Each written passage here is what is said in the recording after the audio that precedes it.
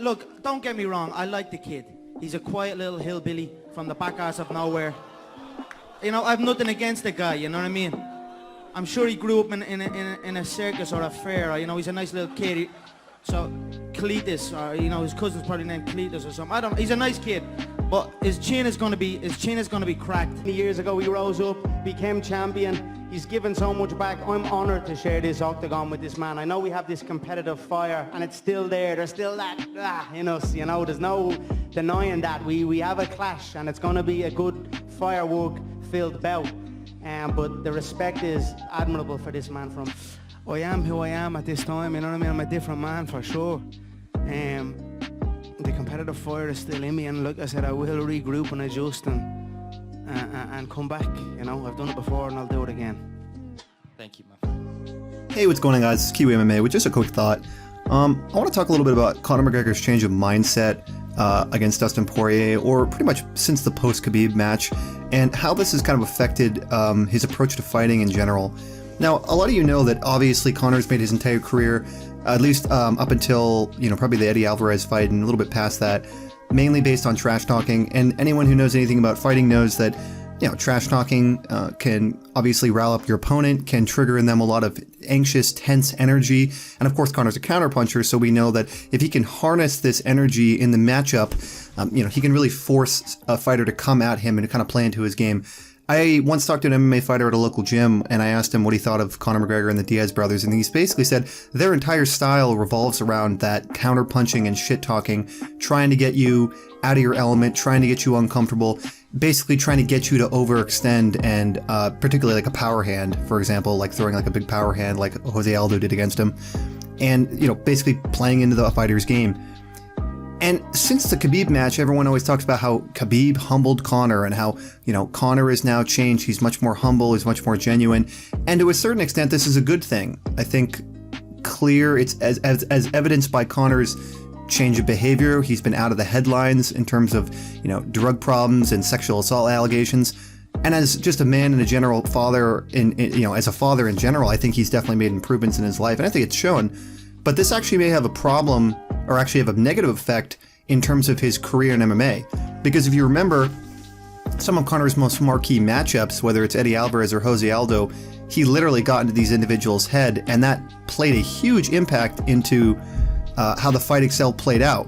You have Jose Aldo, who's one of the best leg kickers of all time. Conor's in that wide karate stance.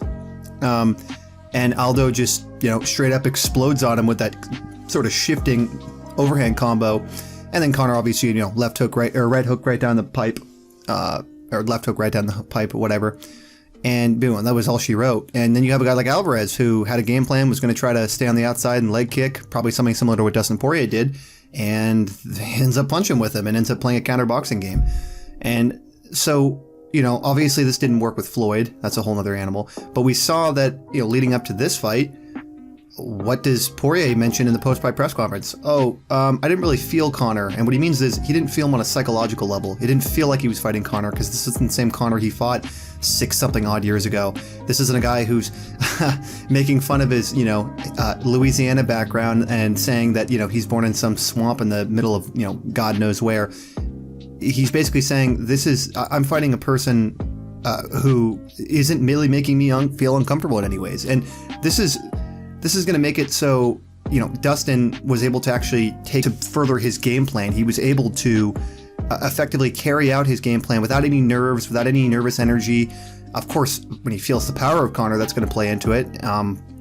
But ultimately, it's taking away an element of the game that Conor used to exploit, the psychological, one could even call it spiritual element. And now, I mean, Conor's behavior has been very cordial, very respectful to all his opponents since the Khabib fight.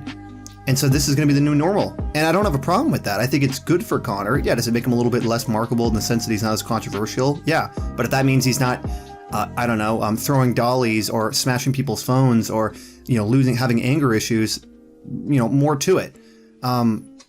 If any of you study philosophy, you might know that there's a term called pragmatism. And this is a term that means truth is what is practical or what is useful. And obviously, you know, if you think that truth is just that, then shit talking has no moral, you know, repercussions in your view, because shit talking is just something you're using to get a desired result. You're kind of a consequentialist, we call it. You know, it's the ends justify the means, or the consequences are what matters. Well, in Conor's case here, I think he's turned a corner on his life. He's clearly living a more virtuous life. He's a family man. And it's being reflected in his work ethic as well as his interactions with other fighters. And it's just a shame that, you know, sometimes there's not a reward for that. You know, sometimes the immoral ways you went about talking about someone's family and making up your own allegations can actually backfire. Now, on the flip side, one thing that's nice about this is we're never going to see any more videos on YouTube that are, you know, Conor humbled by fifth time by, you know, Khabib or someone else or so-and-so. Or I think these classic videos you see when shit talking goes wrong, you know. But it is an interesting thing to think about, and we don't know how this is going to play into Conor's career in the future. We know he's going to have to rely more on just his pure skills as opposed to the psychological elements I've spoken of. So just an interesting quick thought. How do you guys think this is going to affect Conor? Do you think he's going to have to maybe revert back to this kind of behavior? Or do you think that he's turned a corner in his own personal life that he really can't do this? Because to be honest, we've seen what happens when fighters try to fake this sort of shit-talking persona, and it comes off as extremely ingenuine, pretty fallacious, to be perfectly honest. There's really no truth to it whatsoever. You know, a Colby Covington comes to mind, who I love. But, and now Conor said to himself in the lead up to the Khabib fight, you know, I'm raw. I wear it on my chest. Well, now he's wearing respect on his chest, and unfortunately, that's not always going to play the best results when the matchup itself carries out. So, let me know what you guys think. Just curious, just a little thought here. You know, he may, and maybe this is going to affect him in his future matchups. So yeah, let me know what you think. This is Kiwi MMA, just with a quick thought. Over and out.